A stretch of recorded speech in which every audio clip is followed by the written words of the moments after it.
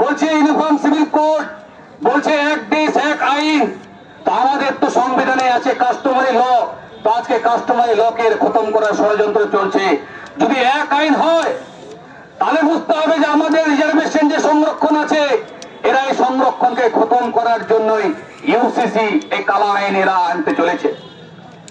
আজকে মণিপুরের যে ঘটনা ঘটেছে, সারা দেশ সারা পৃথিবী দেখছে যে ওখানে কিভাবে এক জাতের সাথে আরেক জাতকে লড়াইয়ের যে ষড়যন্ত্র চলছে। আজকে ভারতবর্ষে ৬,৪৭৩ যে জাতি, আজকে আদিবাসীদের ৮০১টি জাতি আমাদেরকে ডিভাইড করে খতম করে দিয়েছে, শূদ্রদেরকে ক্ষুদ্র ক্ষুদ্র করে আজকে বাটনা করে দিচ্ছে। তো তাহলে কারা ভারতবর্ষের শাসক শ্রেণী, কারা আমাদের সাথে ষড়যন্ত্র করতে যে ৭৫ বছর ধরেও আমরা আমাদের অধিকার পাচ্ছি না? ভারতবর্ষে যে শাসক জাতি আছে ৩.৫% ব্রাহ্মণ, ইউরেশিয়ান, এরা সবার প্রথমে এই ভারতবর্ষে আক্রমণ করে আজ অব্দি বহুত বিদেশি এসেছে, এরা চলেও গেছে, কিন্তু ভারতবর্ষে ৩.৫% বিদেশি আজকে রাজ করছে। আদিবাসীদের উপর অন্যায় অত্যাচার এবং তাদের বিরুদ্ধে সংসদ আইনের যে প্রয়োগের তার প্রতিবাদ। তো আজকে আমরা দেখছি ভারতবর্ষে ৭৫তম বলছে যে আমরা আজাদ হয়েছি। আজাদির পাঠ আমাদেরকে পড়ানো হয়। প্রতি বছরই লাল কেল্লায় দেশের প্রধানমন্ত্রী উঠে আর আমাদেরকে বারবার মনে করায় দেয় আজাদির ৬৪ বছর, আজাদির ৬৫ বছর, আজাদির ৭০তম, ৭২তম, ৭৫তম।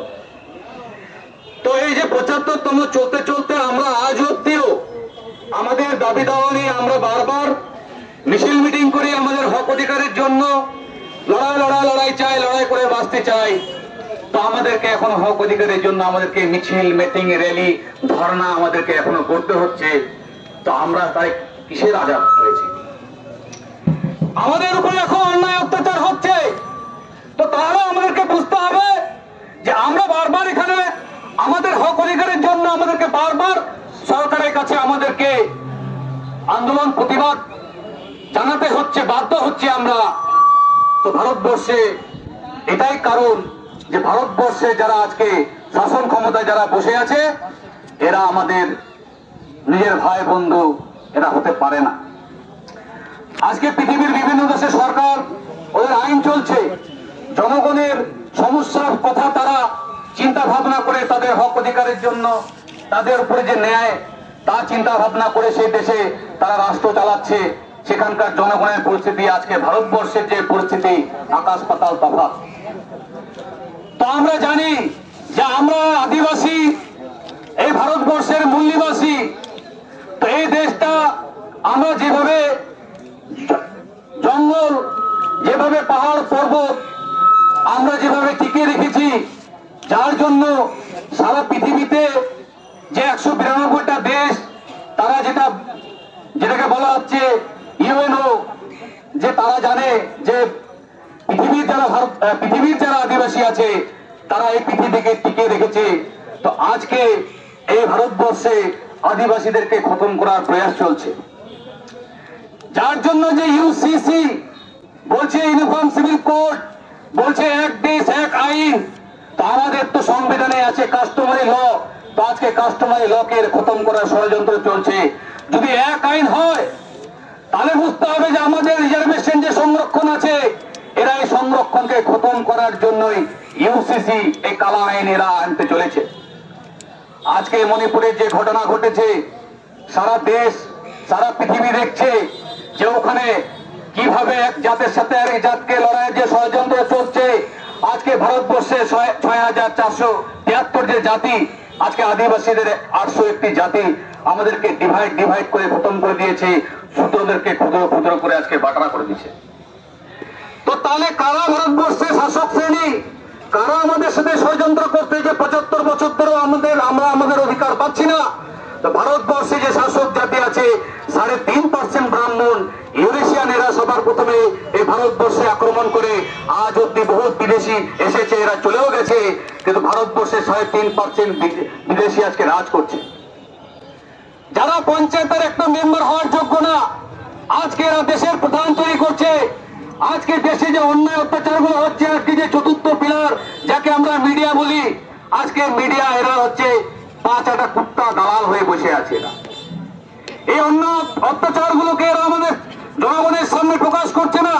যে মিডিয়াকে ক্ষমতা দেওয়া হয়েছে, আজকে মিডিয়া সরকারের চাটুকারিতা করতেছে, 5-8টা দালাল হয়ে বসে আছে। আজকে এরা কি করছে, বলছে হিন্দু মুসলমান, হিন্দু মুসলমান, হিন্দুস্তান পাকিস্তান, হিন্দুস্তান পাকিস্তান। আর ভোটের সময় যখন 5 বছর পর পর আসে, বলছে হিন্দু জাগ যাও। বলে কেন? বলে হিন্দু ঘুমাচ্ছে, হিন্দুদেরকে এখন জাগতে হবে। আর যখন হিন্দুরা যারা নিজেদেরকে মনে করছে যখন হক অধিকারের জন্য যায়, মেরিট যারা আছে, আজকে এসটি এসসি ওবিসিদের আজকে মেরিটকে অযোগ্য বলছে, এদের মেরিট নাই। কিন্তু বলছে এরা মেরিট যদি না হয় কিন্তু এরা बढ़िया হিন্দু। কখন হিন্দু? বলে মুসলমান কো কাটো তো बढ़िया হিন্দু। বলছে স্যার আমি বিএ পাস করছি, এমএ পাস করছি, আমাকে চাকরি দেন। বলে তুমি এসসি এসসি সার্টিফিকেট নিয়ে আসো, তুমি আদিবাসী আদিবাসী নিয়ে আসো, তুমি ওবিসি ওবিসি সার্টিফিকেট নিয়ে আসো। স্যার আমি হিন্দু। বলে না না, এখন তুমি হিন্দু নয়। বলে স্যার কখন হিন্দু? বলছে মুসলমানকে মারো তব তুমি बढ़िया হিন্দু। আজকে করোনার মতো ভয়ঙ্কর পরিস্থিতি আমাদের লোক, হাজার হাজার লোক আজকে প্রাণ খোয়াছে। এরা 10 দিন 15 দিন যে বাইরে বাইরে স্টেটে কাজ করতে গিয়েছিল, এখানকার সরকার, রাজ্য সরকার, কেন্দ্র সরকার কোন রকম সহযোগিতা করে নাই। আর বলছে হিন্দু तुम जाग जाओ। बोले क्यों जागना है? मुसलमान को काटना है। हक अधिकार वाला नहीं नहीं नहीं, वो छोड़ दो, भजन करो। এই ষড়যন্ত্র চলতেছে আমাদের সাথে। তো যার জন্য আমাদের বুঝতে হবে, আমাদেরকে চিহ্নিত করতে হবে শত্রু। তারা আমাদের সাথে অন্যায় অত্যাচার করতেছে। আজকে আমাদের সংবিধানের মৌলিক অধিকারকে এরা খতম করতেছে। যে আর্টিকেল 19 এর মাধ্যমে freedom of speech and freedom of expression যেটা আছে, আজকে মণিপুরের মতো আজকে দেশ চলতেছে 2.5 মাস 3 মাস হতে চললো, 2 মহিলাকে উলঙ্গ করে কয়েকশো জন যেভাবে অত্যাচার করা হয়েছে। আজকে মিডিয়া নীরব, আজকে সরকার নীরব। তারা ছিল আদিবাসী মহিলা। তো আদিবাসীদের উপর তাহলে কিভাবে অন্যায় অত্যাচার হচ্ছে, এবং এখানকার এসসি ওবিসি এদের সাথেও অন্যায় অত্যাচার হচ্ছে। অর্থাৎ এখানকার ভারতের যারা মূল্যবাসী তাদের সাথে অন্যায় অত্যাচার হচ্ছে, যেটা ডিএনএ মারফতে প্রমাণ হয়ে গেছে। এসটি এসসি ওবিসি এবং এসটি এসসি ওবিসি থেকে কনভার্টেড মাইনরিটি যারা এখানকার মূল্যবাসী, আর 3.5% ব্রাহ্মণ, ওরা বিদেশি। তো আমরা যখন প্রমাণ হবে, এরা আজকে বলছে কি আধার কার্ড চলবে না, ভোটার কার্ড চলবে না, नागरिकत्व আমাদেরকে প্রমাণ করতে হবে যে আমরা এখানকার কিনা। तो आने वाला समय में हम भी डीएनए करेंगे तो देखेंगे कौन है यहाँ का मूल निवासी और कौन है विदेशी। সময় বলবে। আমাদেরকে এই জন্য আমাদেরকে এই জায়গাতে আজকে আমরা মালদায় প্রবেশ করছি, এবং আগামী 7 আগস্ট আমরা ভারতবর্ষ ব্যাপী আমরা রাষ্ট্রীয় আদিবাসী একটা পরিষদের মাধ্যমে ভারতবর্ষে আমরা বন্ধ ডেকেছি। এই বন্ধকে আমরা যেভাবে হোক সফল করবই করতেই হবে। তো যাক, এখানে অনেক বক্তা আছে, আমি দীর্ঘায়িত সময় নিব না।